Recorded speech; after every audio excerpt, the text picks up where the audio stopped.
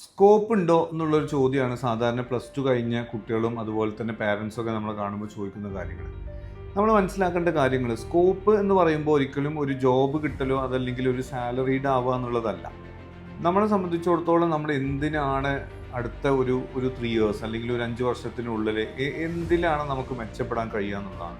So ഒരു സാലറിയിൽ അപ്പുറത്തേക്ക് നമുക്കൊരു പേഴ്സണൽ ഗ്രോത്ത് അതുകൊണ്ട് ഉണ്ടാവുമോ എന്നുള്ളത് നമ്മൾ നോക്കണം. അതായത് നമ്മൾ സ്കില്ല് ഡെവലപ്പ് ചെയ്തുകൊണ്ട് എത്രത്തോളം നമുക്ക് ലൈഫിൽ സക്സസ് ആവാൻ പറ്റും എന്നുള്ളത്, അതനുസരിച്ചുള്ളൊരു പ്രൊഫഷൻ നമ്മൾ സെലക്ട് ചെയ്യുക, അതനുസരിച്ചുള്ളൊരു കോഴ്സിലേക്ക് നമ്മൾ മൂവ് ചെയ്യണം. രണ്ടാമത്തെ കാര്യം, നമുക്കൊരു കരിയർ ഓപ്പർച്യൂണിറ്റി ഉണ്ടോ എന്നുള്ളത്. മൂന്നാമത്തെ കാര്യം, ഫിനാൻഷ്യലി നമുക്ക് എത്രത്തോളം ഒരു ഗ്രോത്ത് ആ ഒരു പ്രത്യേകമായ ഒരു ഡിപ്പാർട്ട്മെൻറ്റ് ചൂസ് ചെയ്യുന്നതിൽ നമുക്ക് കിട്ടുമെന്നുള്ളതാണ്. നാലാമത്തെ കാര്യം, ചിലപ്പോൾ നമ്മളൊരു MBA അതല്ലെങ്കിൽ മറ്റുള്ള എന്തെങ്കിലും ഒരു കാര്യം ചൂസ് ചെയ്യുകയാണെന്നുണ്ടെങ്കിൽ നമ്മളത് ഉപയോഗിച്ചൊരു ബിസിനസ് ചെയ്യുകയാണെങ്കിൽ ആ ബിസിനസ്സിന് എക്സ്പാൻഷൻ മോഡിലേക്ക് കൊണ്ടുപോകാൻ കഴിയുമോ എന്നുള്ളതാണ്.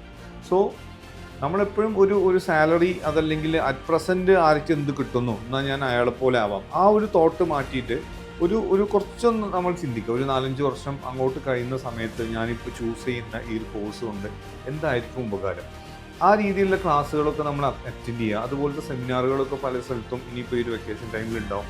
അതൊക്കെ പോയി അറ്റൻഡ് ചെയ്തിട്ട് നമുക്ക് എന്താണോ ഇൻട്രസ്റ്റ്, അതേപോലെ തന്നെ അതിന് എന്താണ് ഫ്യൂച്ചറിൽ എങ്ങോട്ട് എത്തും, ഇതിനാണ് ശരിക്കും സ്കോപ്പ് എന്ന് പറയുന്നത്. അപ്പോൾ അത് നന്നായിട്ട് ഈ ഒരു അവസരത്തിൽ എല്ലാവരും എന്ത് ചെയ്യണം, മനസ്സിലാക്കണം. ഈ ഒരു വീഡിയോ എന്ത് ചെയ്യുക, ഇപ്പോൾ +2 ഒക്കെ പാസ്സായി നിൽക്കുന്ന കുട്ടികളോ അവരുടെ പാരൻസിനോ എന്ത് ചെയ്യുക, ഷെയർ ചെയ്യുക. നല്ലൊരു തോട്ടിലേക്ക് എല്ലാവരും ചിന്തിക്കട്ടെ.